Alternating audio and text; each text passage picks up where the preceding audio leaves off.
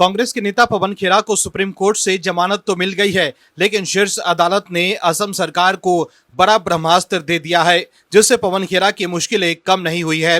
दर्शकों, पीएम मोदी ने एक बार फिर विपक्ष को चारों खाने चित कर दिया है। विपक्ष के लोग सिर्फ भ्रामक आरोप लगाकर राजनीति चमकाते रहते हैं, लेकिन पीएम मोदी के लिए देश सर्वोपरि है। पीएम मोदी लगातार देश हित में काम कर रहे हैं, जिससे देश रॉकेट की रफ्तार से आगे बढ़ रहा है। लेकिन विपक्ष के लोग एक्सपोज होते जा रहे हैं, क्योंकि देश के लोग मजबूती से पीएम मोदी के साथ खड़े हैं। कांग्रेस के नेता पवन खेरा ने लाख कोशिश की कि असम में सीएम हेमंत बिस्वा शर्मा पर फर्जी आरोप लगाकर सियासी माइलेज ले, लेकिन कांग्रेस के नेता पवन खेरा कानूनी पचड़े में ऐसे फंसे कि पुलिस की गिरफ्तारी से बचने के लिए उन्हें दिल्ली वाले अपने घर से हैदराबाद भागना पड़ा। उसके बाद लंबे वक्त तक पवन खेरा अंडरग्राउंड रहे। वहीं जिस असम को लेकर पवन खेरा ने सीएम शर्मा और उनकी पत्नी पर फर्जी आरोप लगाए थे, उस असम ने कांग्रेस को नकार दिया है। एग्जिट पोल तो इसी ओर इशारा कर रहे हैं। वहीं अब सुप्रीम कोर्ट ने कांग्रेस के नेता पवन खेरा को जालसाजी और मानहानि के मामले में अग्रिम जमानत दे दी है, लेकिन खेरा जांच से नहीं बच सकेंगे और पुलिस के सवालों से अब नहीं भाग सकेंगे। ऐसे में अब पूछताछ के जरिए असम पुलिस असलियत बाहर ला सकती है कि खेरा ने जाली दस्तावेज खुद बनवाए या किसी से लिया, क्योंकि गुवाहाटी हाई कोर्ट ये कह चुका है कि हिरासत में लेकर पवन खेरा से पूछताछ जरूरी है, ताकि ये पता चल सके कि जाली दस्तावेज मामले में और कौन लोग उनके साथ शामिल हैं। ऐसे में पुलिस अब पूछताछ कर दूध का दूध और पानी का पानी कर देगी, क्योंकि पूछताछ में असम पुलिस को जो सबूत मिलेंगे उससे पवन खेरा के खिलाफ पुलिस मजबूत केस बना सकती है। ऐसे में पवन खेरा को फिलहाल तत्काल राहत जरूर मिली है, लेकिन पुलिस जांच के बाद सब कुछ साफ हो जाएगा। दर्शकों, ये फैसला शीर्ष अदालत द्वारा पवन खेरा की अग्रिम जमानत याचिका पर अपना आदेश सुरक्षित रखने के एक दिन बाद आया है। वहीं सुप्रीम कोर्ट में गुरुवार को सुनवाई के दौरान पवन खेरा ने अदालत से कहा कि उनके खिलाफ लगाए गए आरोप ट्रायल का विषय है। पवन खेरा ने शीर्ष अदालत में कहा था कि मेरे खिलाफ लगाई गई कुछ धाराएं जमानती हैं, जबकि अन्य में गिरफ्तार करके मुझे अपमानित करने की जरूरत नहीं है। उन्होंने ये भी कहा कि अगर उन्हें असम में उनके खिलाफ दर्ज मामले में अग्रिम जमानत नहीं मिलती है तो गिरफ्तारी से पहले जमानत का मकसद ही खत्म हो जाएगा। वहीं सुनवाई के दौरान पवन खेरा की ओर से पेश अभिषेक मनु सिंघवी ने कहा कि उन्हें गिरफ्तार करने की कोई जरूरत नहीं है। सिंघवी ने कहा कि पवन खेरा पर जो भी आरोप है वो शिकायतकर्ता की मानहानि करने का है। आरोप सही है या नहीं ये ट्रायल तय करेगा, लेकिन इस केस में गिरफ्तारी की जरूरत नहीं है।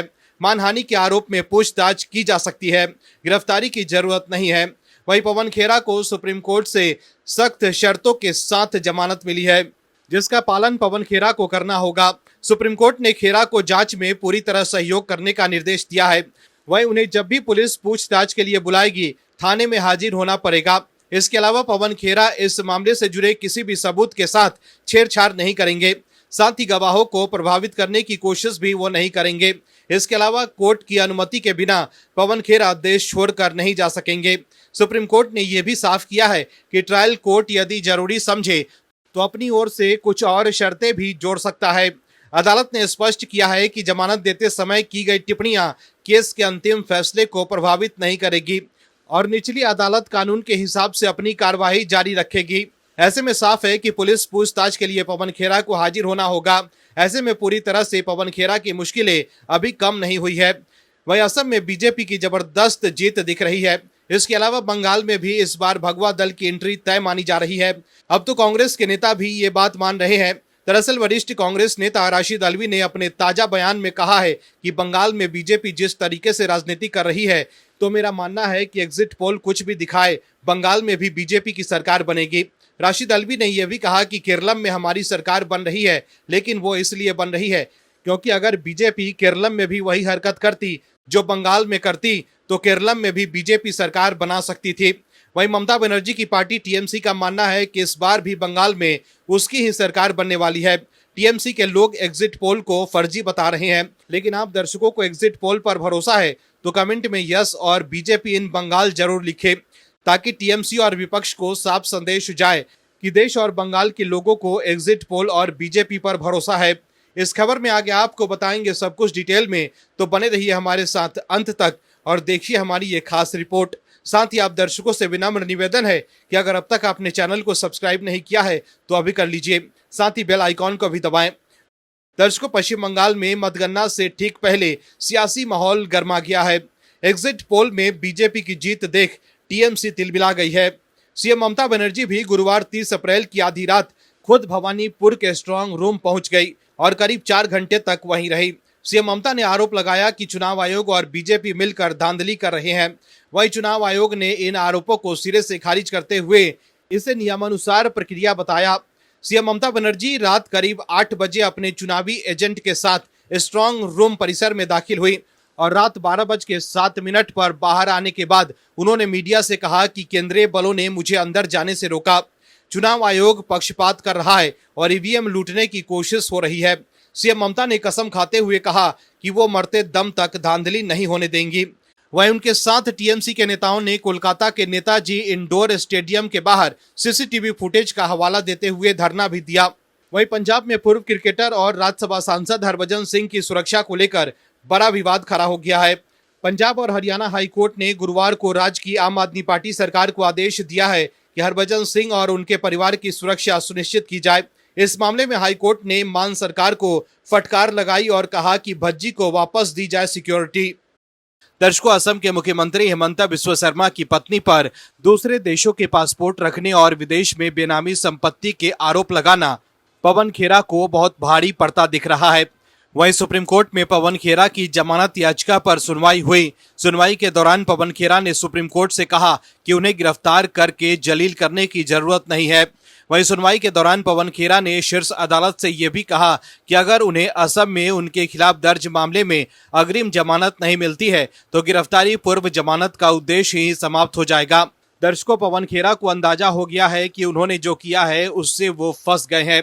साथ ही कांग्रेस के दूसरे लोग भी एक्सपोज हो सकते हैं जो पवन खेरा के साथ इस मामले में शामिल है, क्योंकि गुवाहाटी हाई कोर्ट कह चुका है कि पवन खेरा को हिरासत में लेकर पूछताछ जरूरी है ताकि ये पता चल सके कि जाली दस्तावेज बनाने के मामले में उनके साथ और कौन से लोग शामिल हैं। वहीं पवन खेरा की ओर से पेश हुए वकील अभिषेक मनु सिंघवी ने कहा कि ये मामला अपनी तरह से पहला है।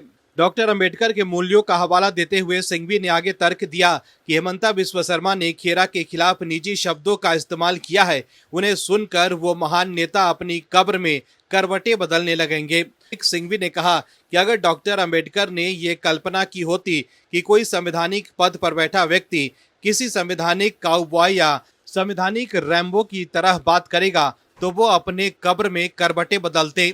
सिंघवी ने आगे कहा कि ये सुनिश्चित करने के लिए पर्याप्त उपाय किए जा सकते हैं कि पवन खेरा भाग न जाएं और वे जांच में सहयोग करें, लेकिन उनकी गिरफ्तारी की कोई जरूरत नहीं थी। अभिषेक मनु सिंघवी ने कोर्ट में कहा कि कोर्ट के आदेश के बाद पवन खेरा के निजामुद्दीन स्थित आवास पर 50 से 70 पुलिस वाले भेज दिए गए जैसे किसी आतंकवादी की तलाश हो। पुलिस ने खेरा के घर को ऐसे घेर लिया जैसे किसी आतंकवादी को पकड़ने आए हों। उन्होंने आगे दलील दी कि ये इस मामले में अनावश्यक कठोरता को दर्शाता है। उन्होंने सवाल उठाया कि किसी व्यक्ति को हिरासत में लेकर अपमानित करना क्यों जरूरी है जबकि जांच के लिए अन्य विकल्प उपलब्ध हैं। वहीं अभियोजक पक्ष की ओर से कहा गया कि गैर जमानती वारंट इसलिए जरूरी है क्योंकि आरोपी प्रभावशाली है और फरार हो सकता है। इसके अलावा सबूतों या गवाहों को प्रभावित भी कर सकता है। वहीं इस पर सिंघवी ने पलटवार करते हुए कहा कि आज के समय में भागने का जोखिम कम है क्योंकि पासपोर्ट जैसी चीजें आसानी से उपलब्ध नहीं होती और निगरानी व्यवस्था मजबूत है। दर्शकों, बंगाल में पहले चरण के चुनाव से पहले पीएम मोदी द्वारा झालमुड़ी खाना चर्चा का विषय रहा, तो वहीं दूसरे चरण के चुनाव से पहले योगी के सिंघम आईपीएस अजय पाल शर्मा चर्चा में रहे।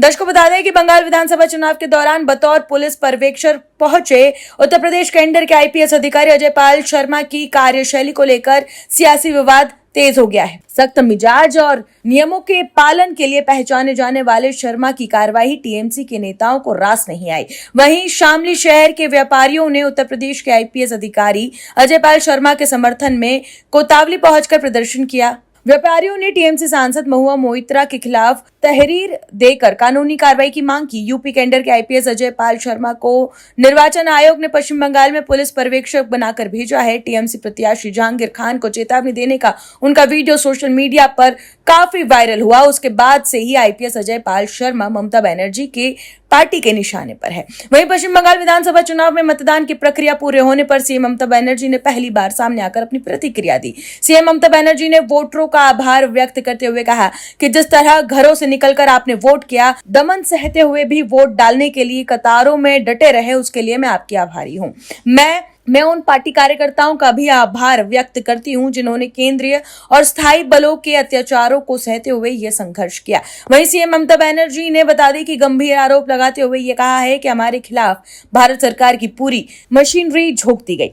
केंद्रीय बलों और पुलिस की नई तैनाती के जरिए डर का माहौल बनाया गया, मारपीट की गई। बीजेपी नेताओं ने अपने धन, बल और हथियारों की ताकत के दम पर बंगाल की जनता को दबाने की कोशिश की, लेकिन मतपेटियों ने उन्हें खामोश कर दिया। इसके अलावा सीएम ममता बनर्जी ने बंगाल के एग्जिट पोल के आंकड़ों को सिरे से खारिज करते हुए इन्हें सोची समझी साजिश करार दिया है और यह कहा है कि किसी भ्रम में ना रहे। सीएम ममता बनर्जी ने कहा कि साल 2014, साल 2017 और साल 2021 में भी इसी तरह के भ्रामक एग्जिट पोल दिखाए गए थे।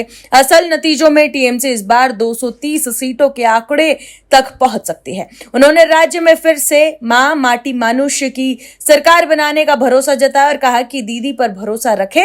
तो देखा आपने कि किस तरीके से कैसे ममता बनर्जी अभी आरोप लगा रही है कि केंद्रीय बलों और पुलिस की नई तैनाती के जरिए डर का माहौल बनाया गया, मारपीट की गई। वहीं टीएमसी के दूसरे नेता अजय पाल शर्मा पर निशाना साध रहे हैं। मतलब एग्जिट पोल में बीजेपी की जीत देखकर टीएमसी को यह अंदाजा हो गया है कि अजय पाल शर्मा जैसे अधिकारियों की वजह से उनका खेल फेल हो गया और वो मनमानी नहीं कर पाए, जिससे इस बार टीएमसी की सत्ता से विदाई होने वाली है। वहीं कांग्रेस नेता जयराम रमेश ने भारतीय चुनाव आयोग के मुख्य चुनाव आयुक्त ज्ञानेश कुमार को हटाने की बात दोहराई है। जयराम ने देश के 4 राज्यों और 1 केंद्र शासित प्रदेश में हुए विधानसभा चुनाव के बाद सामने आए एग्जिट पोल को भी सिरे से खारिज कर दिया। उन्होंने कहा कि एग्जिट पोल पूरी तरह से एक रैकेट है। चुनाव आयोग पहले भी कभी भी इतना कॉम्प्रोमाइज्ड नहीं रहा जितना कि ये ज्ञानेश्वर कुमार के कार्यकाल में हुआ है। जयराम रमेश ने यह भी कहा कि यही वजह है कि हमने ज्ञानेश्वर कुमार को मुख्य चुनाव आयुक्त के पद से हटाने के लिए जो नोटिस दिया है उसमें 9 आरोप लगाए गए हैं और जब तक उन्हें पद से हटाया नहीं जाता हम ये नोटिस लाते रहेंगे। उन्होंने इस बात पर भी जोर देते हुए ये बात भी कही कि मतदान का अधिकार खतरे में है। तो देखा आपने कैसे बंगाल और असम जैसे राज्यों में बीजेपी की जीत देखकर विपक्ष के लोग कभी अजय पाल शर्मा जैसे अधिकारियों को निशाना बना रहे हैं तो कभी चुनाव आयुक्त ज्ञानेश्वर कुमार को। दर्शकों, आम आदमी पार्टी में मची भगदड़ के बीच पंजाब के मुख्यमंत्री भगवंत मान अगले सप्ताह राष्ट्रपति से मिलने वाले हैं। भगवंत मान ने कहा है कि आम आदमी पार्टी के साथ राज्यसभा सांसदों के बीजेपी में शामिल होने के मुद्दे पर वो 5 मई को राष्ट्रपति द्रौपदी मुर्मू से मुलाकात करेंगे। सीएम मान ने इससे पहले बता दें कि बीजेपी में शामिल हुए आपके राज्यसभा सांसदों को वापस बुलाने की मांग को लेकर पार्टी विधायकों के साथ राष्ट्रपति से मुलाकात का समय देने का अनुरोध किया था। वहीं अब पंजाब में आम आदमी पार्टी की भगवंत मान सरकार ने बड़ा फैसला लिया है। राज्यसभा सांसदों की बगावत के बाद अब पंजाब में पार्टी को मजबूत बनाए रखने के लिए आलाकमान बड़ा कदम उठा रहा है। खबर के मुताबिक सूत्रों की माने तो बीजेपी का ऑपरेशन लोटस से बचने के लिए आप सरकार पंजाब विधानसभा में विश्वास प्रस्ताव ला सकती है। पंजाब विधानसभा का विशेष सत्र 1 मई को बुलाया गया है। बता दें कि ये असेंबली सेशन बुलाया तो श्रमिक दिवस के मौके पर गया है, लेकिन उम्मीद यह है कि इसमें बहुमत का प्रस्ताव लाया जाएगा। आपको बता दें कि इसका फायदा यह है कि विधानसभा में एक बार बहुमत साबित होने के बाद अगले 6 महीने के लिए आम आदमी पार्टी की सरकार सुरक्षित हो जाएगी। दरअसल बता दें कि 7 राज्यसभा सांसदों को पाला बदलने के बाद पंजाब में विधायकों की टूट की अटकलें लगाई जा रही है। अगर ऐसा होता है तो साल 2022 के विधानसभा चुनाव में 92 सीट जीतने वाली आप पर सरकार बचाने का संकट गहरा सकता है। इसलिए विशेष सत्र में प्रस्ताव लाकर पार्टी बहुमत पर मोहर लगाना चाहती है ताकि सियासी चिंता को संवैधानिक तरीके से खत्म किया जा सके।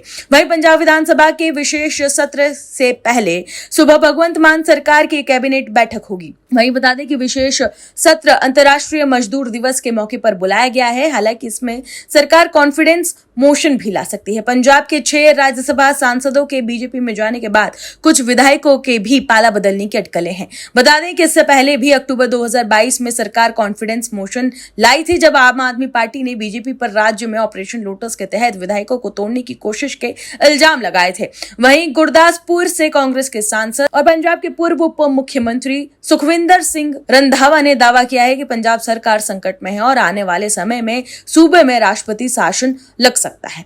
चंडीगढ़ में प्रेस कॉन्फ्रेंस के दौरान उन्होंने ये भी कहा कि आपके कई विधायक बीजेपी के संपर्क में हैं और पार्टी छोड़ने के लिए सही समय का इंतजार कर रहे हैं। वहीं रंधावा ने स्पष्ट किया है कि पूर्व सीएम चरणजीत चन्नी और उनके समेत 4 कांग्रेसी सांसदों के भी बीजेपी में संपर्क होने की अफवाह फैलाई गई, मगर मैं विश्वास से बताना चाहता हूं कि कांग्रेस का कोई भी मौजूद सांसद और विधायक पार्टी छोड़ने वाला नहीं है। आम आदमी पार्टी में उथल पुथल की स्थिति जरूर चल रही है। वहीं आपके राज्यसभा सांसदों को गद्दार कहने पर रंधावा ने प्रतिक्रिया देते हुए कहा कि गद्दारों ने गद्दारों के साथ ही गद्दारी की है, क्योंकि आम आदमी पार्टी में भी बहुत से नेता ऐसे हैं जो पहले शिरोमणि अकाली दल और कांग्रेस में थे और आज वे आम आदमी पार्टी सरकार में मंत्री और अध्यक्ष के पद पर बैठे हैं। तो देखा आपने कैसे पंजाब को लेकर सियासी माहौल गर्म है। अब सवाल यह है कि आम आदमी पार्टी पंजाब में अपने विधायकों को टूट से बचा पाएगी या फिर राघव चड्ढा कोई खेला कर सकते हैं, जिसकी भनक लगते ही बता दें कि अब आम आदमी पार्टी ने ऑपरेशन लोटस से बचने के लिए पंजाब विधानसभा में विश्वास प्रस्ताव लाने की कोशिश की गई है। Bureau report OMH news. आप दर्शकों से विनम्र निवेदन है कि चैनल को सब्सक्राइब जरूर करें